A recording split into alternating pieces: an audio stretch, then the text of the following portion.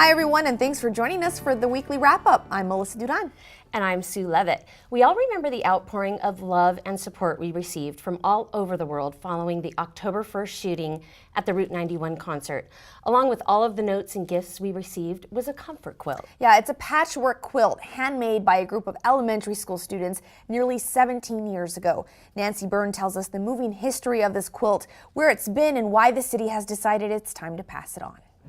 Thank you, Melissa and Sue. I'm actually standing in front of the comfort quilt. Now, the history of this quilt is very interesting. It was actually created by some students at St. Hilary Catholic School in a little town in Ohio. They created it because they wanted to express their support and their thoughts and prayers to the victims of 9/11. So they created this quilt and sent it to a school in New Jersey near Ground Zero that had suffered a lot of losses because of the terrorist attacks of 9/11. Now, since then, it has moved on to too many other spots. It was sent to victims of Hurricane Katrina, and it was sent to a school in Pennsylvania where 5 young children were killed in a shooting spree in 2006, eventually making its way to Sandy Hook, where you recall children were killed in that little New Haven town. Now, the newspaper in that town reports that somehow the quilt got lost.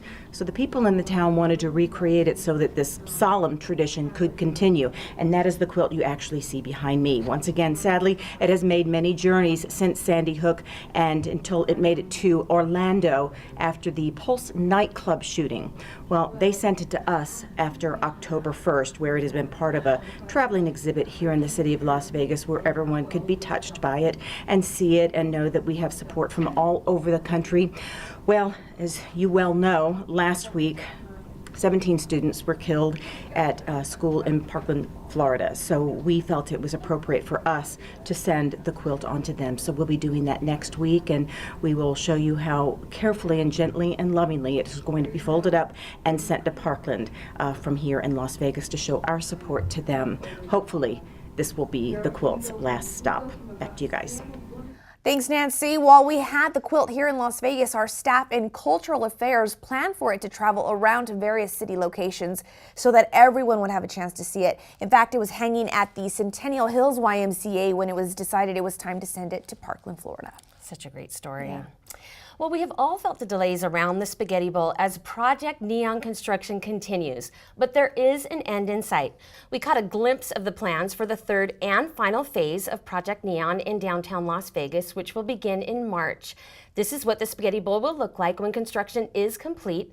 Wider lanes from the Spaghetti Bowl to Sahara Avenue will help traffic flow a whole lot better in the area. The entire project should be finished by the summer 2019. I think they've been moving pretty fast. I'm pretty impressed. They have. I am too. Well, a newly upgraded mobile app makes it easy to get around downtown Las Vegas. The city revamped its Go Vegas app with the Downtown Loop Tracker that allows users to track the free shuttle service. With the app, users know just how far a shuttle is from where the stop they are waiting at. The Downtown Loop is a free shuttle service that stops at popular attractions in the downtown area. The mobile app can be downloaded for free from the Apple App Store or for Android on Google Play. Seems like a great little shuttle. A lot of people have been using it. Yeah. Well, the city of Las Vegas is kicking off Nevada Reading Week with a new program, Little Free Libraries. These little libraries will be placed throughout the city to encourage people to take or leave a book.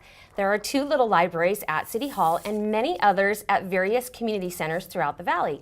The idea behind the program? Give people more access to books. If you're looking for a way to get involved with Nevada Reading Week, try reaching out to local elementary schools and see if you can read to one of the classes. Well, we want to remind you of a special election coming up to complete the term of Ricky Barlow. Voters in Las Vegas Ward 5 will choose a new council member to represent them on March 27th. Early voting is scheduled for March 22nd and the 23rd. 11 people are vying for the spot, and the winner will be sworn into office at the April 18th council meeting. Well, before we wrap things up, we have an update on the roaming bull story from last week. As you might recall, there was a bull roaming around a Las Vegas neighborhood near Washington and MLK. Fortunately, Las Vegas Animal Control and Metro Police were able to catch him unharmed. They also got some help from Henderson. The bull was taken to a vet and then to Horseman's Park, where authorities hoped he would be reclaimed by his original owner.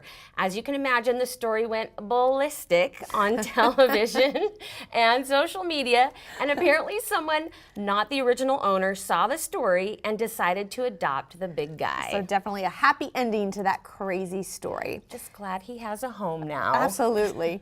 Taking a look ahead, the Mayor's Cup International Soccer Showcase continues with the girls' competition February 23rd through the 25th. The games take place on soccer fields around the valley. If you want to go check out a game, you can get more information at LasVegasMayorsCup.com/iShowcase. And the Las Vegas Lights will have their final exhibition match against DC United February 24th. If you can't make the game at Cashman Field, we'll be carrying the game live on the city's Facebook page and on live stream. All right, that's going to do it for this edition of Weekly Wrap-Up. We'll see you next week. For more information on this and everything going on in our city, watch KCLV TV Channel 2 or go to kclv.tv or lasvegasnevada.gov.